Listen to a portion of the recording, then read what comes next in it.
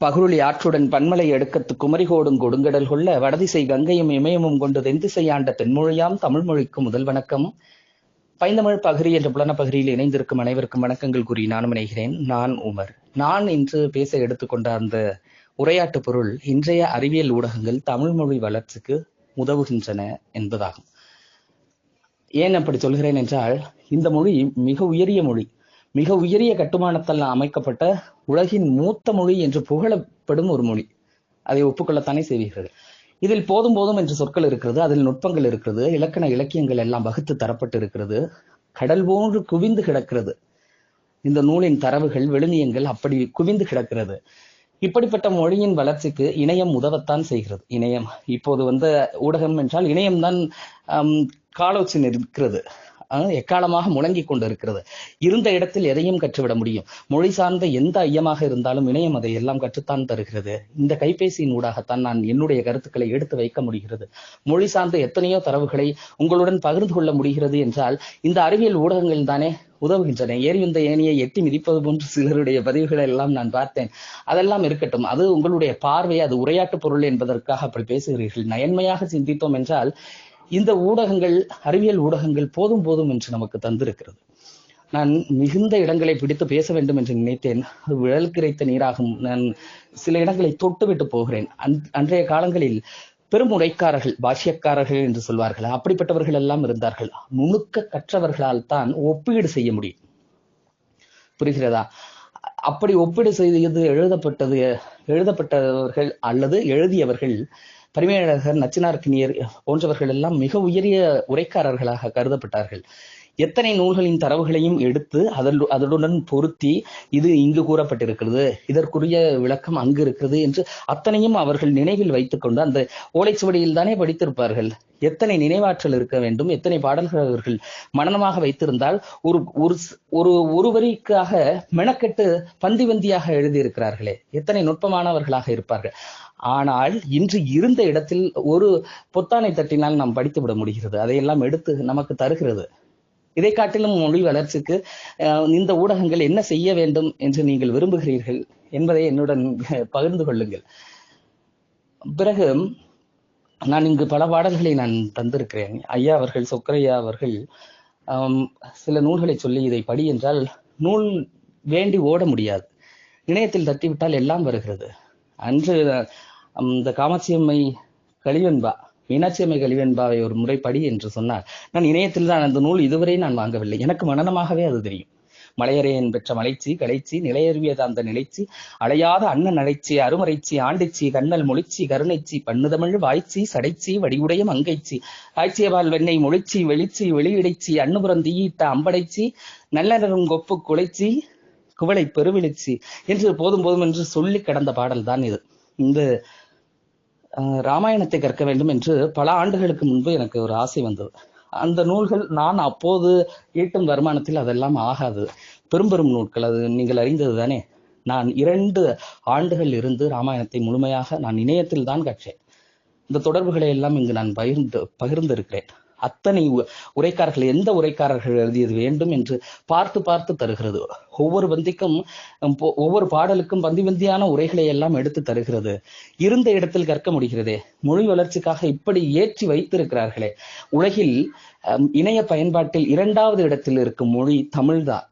இந்த தமிழ் மொழியில் என்ன செய்ய முடியுமோ செய்து வைத்திருக்கிறார்கள். இந்த அறிவியல் ஊடகங்கள் போதும் போதும் என்று இந்த மொழி வளர்ச்சிக்கு உதவித்தான் இருக்கிறது. யாருக்கு என்ன தேவையோ அதில் தானே கையை வைப்பான். அப்படித்தான் மற்றவர்கள் கையை வைத்து கண்ட கழிவுகளையும் எடுத்துக் கொள்கிறார்கள். இன்னும் இந்த மொழியின் நுட்பத்தை எனக்கு அவாவுகிறது. எனவே நான் சிலவற்றை சொல்கிறேன். தமிழன் பார்த்து பார்த்து செதுக்கி இந்த சொற்களை எல்லாம் தந்திருக்கிறார். எல்லா சொல்லும் பொருள் குறித்தனவே என்று தொல்காப்பியம் பேசும்.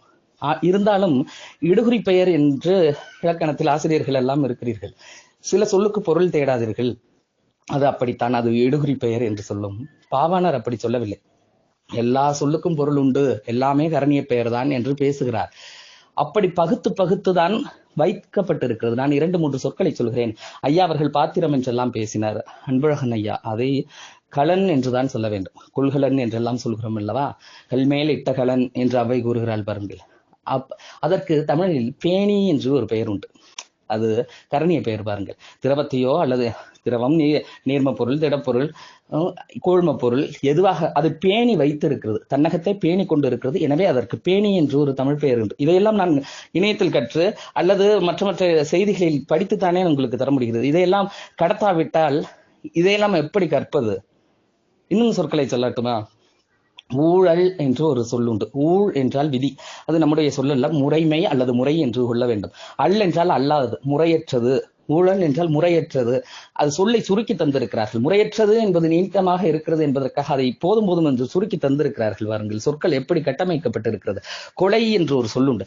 நான் இதை மிக சுவைப்பது.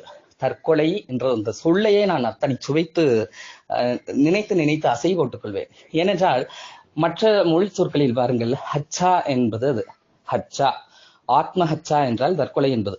இப்போது அந்த சொல் பிழைத்த சொல். வேற்று மொழிக்காரர்கள் பேசுவது ஒரு பிழைத்த சொல். தமிழன் தான் அதற்கு சரியாக பெயர் கொடுத்தான். ஆத்மா ஹச்சா என்றால் தற்கொலை. ஆத்மாவை கொலை செய்ய முடியுமா? என்று நீ அன்று நான் என்று நாவுக்கரசர் பாடுகிறார்.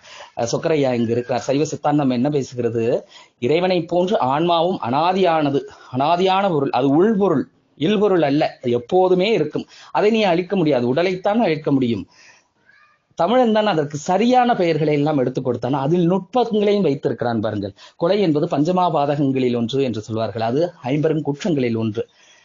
அதை அப்படியே அந்த சொல்லை வைத்துக் கொண்டு என்னும் முன்பு ஒரு பெயரை மட்டும் கொண்டு தன்னை கொலை செய்து கொள்வது, அப்படி என்றால் அதுவும் குற்றம்.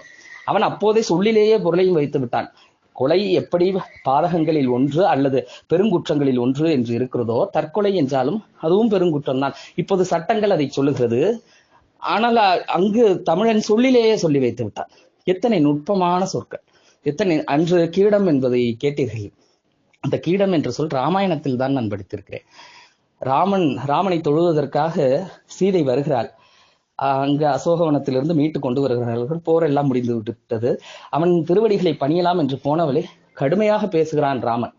ஊந்திரம் உவந்தனை ஒழுக்கம் பாழ்விட மாண்டிலை முறை திறம்பு அரக்கன் மாநகர் ஆண்டு அடங்கி உறைந்தினை என்று பேசுகிறான். நீ முறைகெட்டு போய் அவனிடம் இருந்தாய், நீ உண்டு இருக்கிறாய், மது அறிந்திருக்கிறாய் என்றெல்லாம் பேசுகிறான். அவன் சொன்னான் பிறகு, கோளில் கீடம் போல் மண்ணில் பிறந்தனை என்று சொன்னான். நீ குளத்தில் பிறக்கவில்லை, குலமகன். அவள் மண்ணில் பிறந்தவள் தான், மண்மகள் தானே. குளத்தில் பிறந்த குலமகளாக இருந்தால் ஒழுக்கமாக இருந்திருப்பாய். கோளில் கீடம், அந்த எலும்பில்லாத புழு போன்று மண்ணில் பிறந்தாய், அந்த புத்தியை நீ காட்டிவிட்டாய் என்று சொன்னான். அந்த கீடம் என்று சொல்லலாம் அங்கிருந்துதான். இதையெல்லாம் எது தருகிறது? பந்தி பந்தியாக அல்லது கட்டுக்கட்டாக மடலம் மடலமாக எடுத்து வைத்தெல்லாம் நாம் படிக்க முடியாது. இணையம் எளிமையாக்கி தந்திருக்கிறது. இந்த அறிவியல் ஊடகங்கள் போதும் போதும் என்று நமக்கு இந்த மொழியை கடத்தி இருக்கிறது. எடுப்பவர்களின் என்ன ஓட்டங்களில் இருக்கிறது. மொழியைத்தான் அது தருகிறது. நாம் தேவையற்றதைத்தான் எடுக்க முயல்கிறோம்.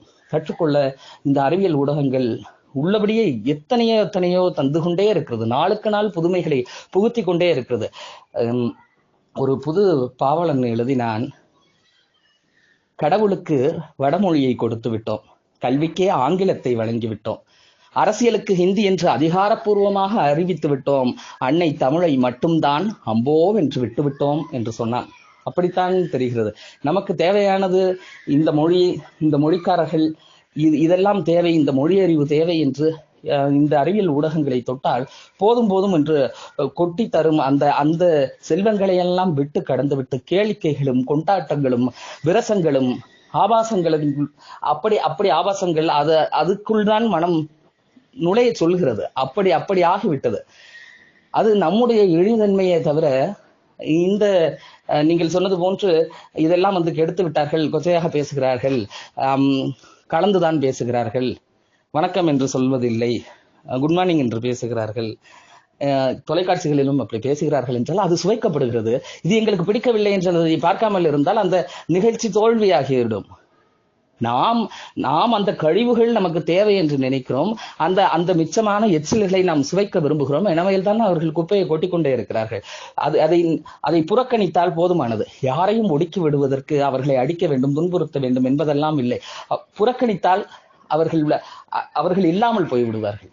அப்படித்தான் புறக்கணிக்க வேண்டிய செய்திகளையும் அல்லது கல்விகளையும் அப்படியெல்லாம் இந்த அறிவியல் ஊடகங்களில் வாங்கி நாம் உள்ளே செறித்து கொண்டு இருக்கிறோம்.